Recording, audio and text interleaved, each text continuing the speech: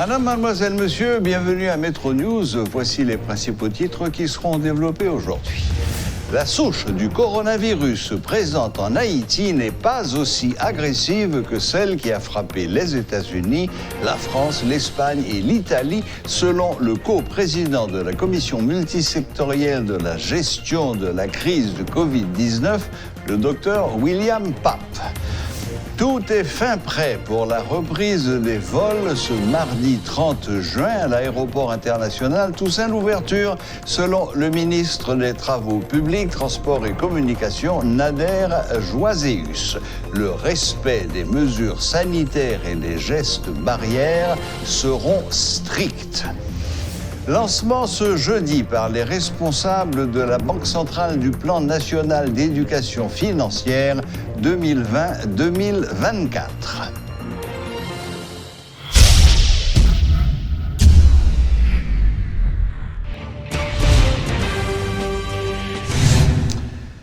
Au moins 92 morts recensés 3 mois après l'introduction du coronavirus en Haïti. Une heureuse surprise, estime le docteur Jean-William Pape, Bill Pape.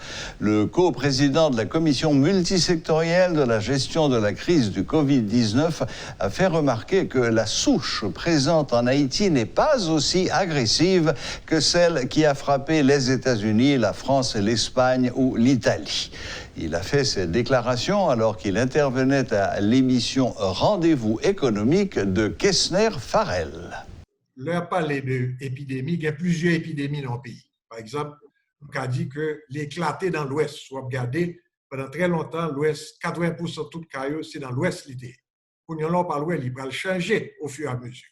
Mais c'est le même phénomène qui passe aux États-Unis, où après que la maladie a diminué dans New York, ce n'est pas que le parler, il y a des gens qui mettent l'hôpital, il y a des gens qui mourent toujours dans New York. Mais on a dit que New York passe ces phases épidémiques là, la baissé la donne, mais elle n'a pas augmenté de l'autre côté. Nous voyons qu'en Atlanta, elle a augmenté, en Floride, elle a augmenté. Et avec toute manifestation qui était faite aux États-Unis récemment, on a attendre que plusieurs d'un côté qui des manifestations, qu'on gagne des petits épidémiques dérapés. Malheureusement, ça arrive à virus ça, il suffit qu'on graine monde. Un grand monde qui a infecté entre 4 et 7 l'autre monde. Et puis, le dérape à nous. Et au cas où en Chine, ça a passé tout. Maladie a noté passé finale en Chine. Et voilà que Pékin retourne. Donc pas jamais filer avec. Il faut nous garder poids de bagaille. Sous fait mes économies net, la craser santé et la craser tout bail dans le pays. Et en même temps, vous pouvez faire déjà des efforts pour contrôler l'épidémie, il ne pas qu'à ouvrir le net aller. Moi, le plus grand danger que moi, c'est que jusqu'à présent, nous avons une souche qui n'est pas méchante. Soit comparer souche nous gagnons avec souche New York ou bien Europe du Nord gagnons, c'est deux bails différents, bien que ils n'ont pas étudié vraiment souche que nous gagnons. Nous avons souche en Afrique, là, tout n'est pas semblé le méchant non plus. Souche qui a ces domaines, là, ouais, nombre de cas qui ces domaines, il n'a pas tué autant de monde que le t'a fait pour tuer. Danger pour moi, c'est si nous avons introduit une souche méchante ici.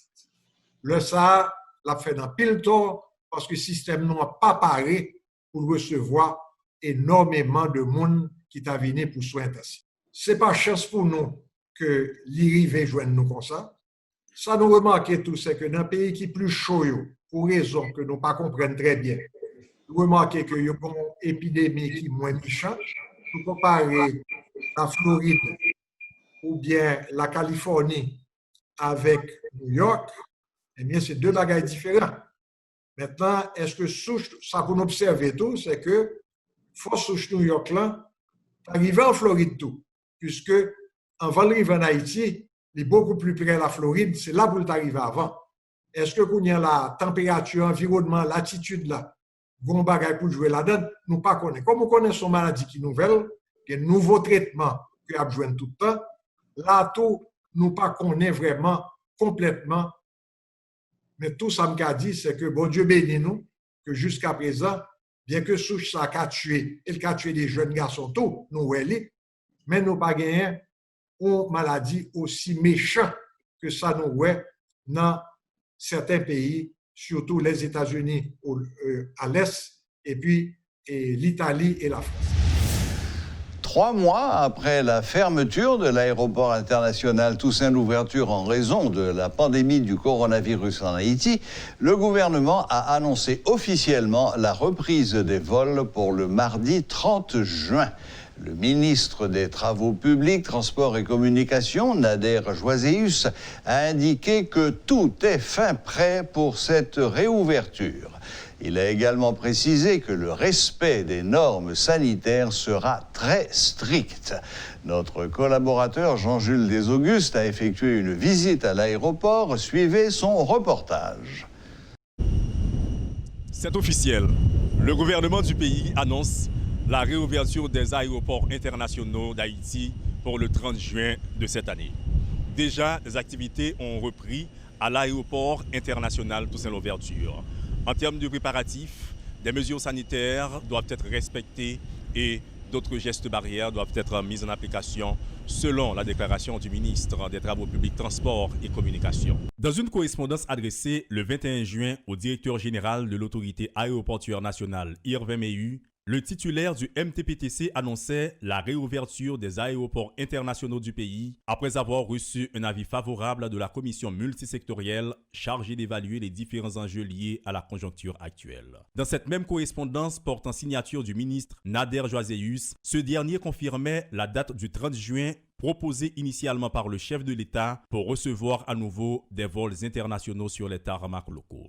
Mais en attendant la réouverture, les vols spéciaux se poursuivent. Ils ne nécessitent plus d'autorisation expresse du gouvernement et permettent de tester les procédures visant à éviter la propagation du coronavirus. De la salle d'accueil à l'espace de contrôle des documents à l'immigration jusqu'au hall de départ, le respect des mesures sanitaires et des gestes barrières doit être observé. Pas de place à la négligence en ce temps de propagation de la COVID-19, affirme le ministre. Parlant d'aéroport, après tout côté pour mon camper qui correspond à 1,50 m minimum non respecté. Ou après devant contrôle au côté passager après parler avec ligne aérienne ou après et bien gain bagaille qui séparé qui pas permettre que même si mon n'a pas lavé on sait des bagailles qui contact là pas possible et puis ou après gain sanitaire qui mettait pour mon yo laver main yo et puis yo exige mon yo tout monde qui voyager faut porter masque et puis même en da aéroport là yo pas monter ou après chaise yo et entre 3 chaises, il y a chaise mi-temps qui pas droit à monde. Monsieur le ministre, et si l'un des passagers est testé positif au coronavirus? Il y a Kébel. Combien de temps? Non, ça tout dépend de sa qualité nécessité. Il ne va pas quitter la qualité. L'ouverture des aéroports entre dans le cadre de vastes projets de relance économique et de travaux de construction, explique le ministre Nader Joaséus. Certainement, nous comptons qu'il y a importance aéroport jouer dans l'économie en pays. Jodi, nous avons un paquet de monde qui travaille dans le pays. Par exemple, dans les travaux publics, nous avons une route au Caille Jérémie qui est faite par Estria en République Dominicaine, il faut venir pour le faire. Nous avons une route Saint-Raphaël qui est faite, il faut venir pour le faire. Nous avons une route Henry Plaisance, il faut équipe WHTE qui est faite là, il faut venir pour le faire. Et film c'est venir, qui ça traduit? Ça traduit en pile monde qui était perdu emploi pour aller retrouver emploi finalement pour aller dans le lieu de travail. Il reste maintenant à rouvrir la frontière haïtiano-dominicaine. Des pourparlers en ce sens commenceront bientôt entre les deux pays, selon le ministre Nader Joaséus, qui rappelle que dans ce domaine, tout est dynamique. Les frontières, oui, il faut en traiter avec les pays voisins et pas oublier lui-même la pour ouvrir l'aéroport par là entre 1er et 2 juillet. Donc, il faut en traiter avec elle pendant tous les deux, mettez-nous d'accord pour nous ouvrir. Concernant le couvre-feu et l'état d'urgence décrété par le gouvernement sur le pays, pour l'instant, rien n'est fixé. Toutes les possibilités restent ouvertes et la décision qui sera prise dépendra de l'évolution de la pandémie de COVID-19, selon le ministre Nader Joaséus. Notons qu'en Chine et aux États-Unis, une réouverture prématurée a été à l'origine d'une deuxième vague de coronavirus. Parfois, les autorités ont dû procéder au reconfinement des populations locales. Mais rappelons-le, le Premier ministre Joseph Jout l'a dit, jusqu'à présent, il n'y a jamais eu de confinement en Haïti. Une date officielle pour la reprise des activités scolaires sera communiquée au début du mois de juillet. L'annonce en a été faite par le ministre de l'Éducation nationale, Pierre-Josué Agénor-Cadet, ce jeudi. Des dispositions seront prises conjointement avec les directeurs d'école en vue de faire respecter les règles d'hygiène. Des masques seront distribués aux élèves et professeurs, selon le ministre Cadet. Le gouvernement lancé vers un déconfinement progressif et prudent. On va le voir, par exemple, l'aéroport va l'ouvrir le 30, mardi, qui va le 30. Et c'est dans ce sens là tout, l'église, d'autres activités, restaurants, etc., couvre-feu, tout ça va commencer à disparaître ou bien commencer à fonctionner. L'école là, lui-même, faut fonctionner tout. Parce que nous, nous déjà travaillons pour 70 jours. Donc, l'envant, l'école était fermée dans la date 19 mars là. À cause de pays local là, nous avons récupéré quand même 70 jours de classe. 120 jours suffit pour nous capables de valider, sauvegarder l'année. Qu'on y a, nous besoin 50 jours. C'est dans ce sens-là, dans tout scénario, nous avons élaboré des calendriers, et remaniés, réaménagés, mais des plusieurs calendriers. Yon nan yo qui discuté hier dans le Conseil des ministres, c'est ça qui dit pour nous reprendre l'activité de l'école dans date 3 août pour nous fermer le 30 septembre. Bon, bien entendu, jusqu'à présent, ma parole là, il peut encore officiellement accepté.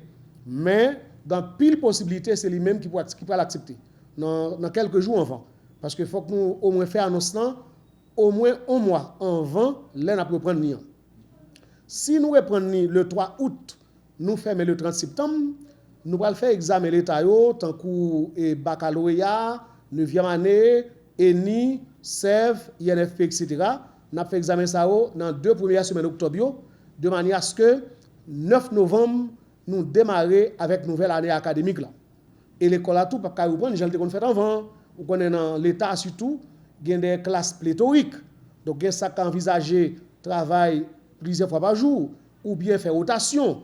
Un groupe qui a venu aujourd'hui à le travail en présentiel, là, il y a devoir la pour le faire, il va venir demain, c'est l'autre groupe qui vient. Donc ça va dépendre de l'école, des effectifs que vous gagnez. Nous-mêmes, nous pas le travail avec responsable de l'école d'État, sur ça, mais l'école privée, tout, il y a un gros espace qui est capable d'envisager une classe qui a fait 2, 3, juste pour nous capables de respecter ça nous les distanciation sociale. En même temps, tout, ça fait de l'eau dans l'école, tout. Pour l'école qui n'a pas de l'eau, dîner pas, TPDC, il y a le travail sur ça tout. Et il faut que nous accompagnions les petits tout à fait masse, parce que masse là même faut l'obligatoire pour tout le personnel, enseignants et l'autre personnel ou bien élèves. Donc c'est comme ça, le gouvernement a déjà réservé des masses pour tout élève qui est dans le pays. Je pense que faut que nous connaissions ça avant le 3 juillet. Donc pendant que nous allons reprendre l'activité de manière progressive et prudente, en même temps tout, nous avons été véatifs et pour nous respecter les mesures barrières, gestes barrières, et puis appliquer tout règlement sanitaire. Donc l'école a à reprendre, mais à gagner tout des recommandations qu'a faites à l'école, à tout le monde qui est impliqué dans les affaires d'éducation. La situation dans le domaine de l'énergie, des importations et du marché d'échange en Haïti est inacceptable, selon l'expert en question de démocratie Stanley Lucas. Il a déclaré que la justice doit punir ceux qui se sont rendus coupables de crimes économiques au préjudice de la population. Suivez ses explications. Ce que nous avons constaté est inacceptable. Les gens font à peu près 64 gouttes sur chaque gallon de gasoline vendu à la population. Ça, c'est carrément un crime économique lorsqu'on sait qu'il y a 5,6 millions de personnes vivant dans la pauvreté en Haïti. Il en est de même pour le marché de change. Sur le marché de change, c'est tout à fait normal dans les opérations de vente et d'achat de dollars qu'en matière de profit, que quelqu'un qui est dans ce domaine fasse entre 2 et 5 centimes sur chaque dollar acheté et vendu. Aujourd'hui en Haïti, les gens qui sont sur le marché, les maisons de transfert, les banques, ils font entre 4 et 10 gouttes sur chaque dollar vendu ou acheté. C'est inacceptable. Tu n'as qu'à prendre le chiffre des transferts de la diaspora, 3 milliards 800 millions de dollars américains par année. Tu multiplies par, comme le profit est entre 4 et 10 gouttes, disons 6 gouttes. 3,8 milliards multipliés par 6, tu vois ce que ça donne en matière de profit. C'est inacceptable. C'est le constat du crime économique qui a été commis contre le peuple haïtien et contre l'État. Par rapport à ce crime économique, il y a un système de pensée chez un groupe de personnes en Haïti qui croient que on est encore dans une dictature, que c'était le rôle du président de faire arrêter ces gens et à la justice de les punir. On n'est pas dans une dictature. Nous sommes dans une démocratie. Le président, le premier ministre et les ministres ne peuvent pas arrêter ces gens. Ce rôle dans la Constitution et dans la démocratie que nous construisons revient aux juges d'instruction de notre pays. Le problème que nous avons, c'est que conformément à la loi du 6 juillet 1979, un juge d'instruction a un maximum de 2 mois pour se prononcer sur un dossier. S'il ne le fait pas, la loi prévoit un mois additionnel qui fait 3 mois. Le problème que nous avons depuis quelque temps en Haïti, les juges d'instruction passent 1 an, 2 ans, 3 ans avec des dossiers en main sans porter leur jugement. Ça devient inacceptable dans le cadre de la démocratie que nous construisons.